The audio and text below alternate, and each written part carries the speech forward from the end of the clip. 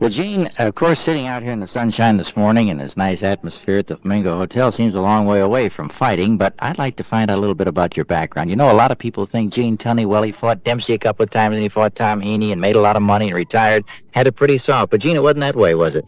No, it wasn't quite that way. The first fight I ever had professionally was in 1916. What, 10 3-minute rounds and got $18 for it. Gee, that's amazing. You know, and of course, I think the first fight that you had with Harry Greb, I think you were light heavyweight champion at that time, weren't you?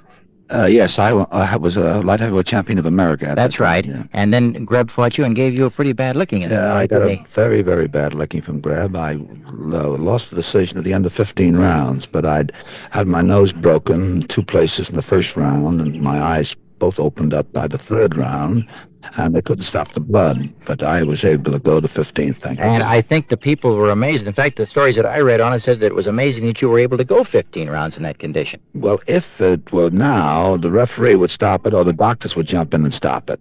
But I'm glad that the doctors didn't have anything to say in those days. Gene, I understand that after that they advised you not to fight Greb anymore, but you came right back, I think, a very short time after that and won the return match. I did it the next day. I took a check for $2,500 down in the New York State Athletic Commission and posted it with a challenge for a return match. Gene, according to the present crop of heavyweights, what do you think of them? In fact, we got Floyd Patterson as heavyweight champion right now. What do you think of it? Well, I don't think Floyd Patterson has had enough experience to be heavyweight champion at the age of 21. He's only had about 23, 24 fights. And for all build-ups, I'm not at all sure that he's not a great fighter, but I have yet to have it proven to me. Mm-hmm. Of course, in the days when you were fighting, you and Dempsey, you had to really battle to get up to the top. Oh, yeah, you couldn't be a heavyweight contender in 20 fights, not by a long shot. Mm-hmm. Gene, who would you say was the greatest heavyweight that you ever saw?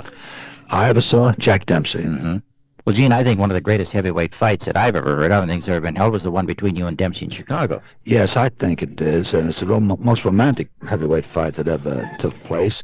And both of us had our own partisans, and our partisans had their prejudices, and that made the contrast between the fighter and the boxer.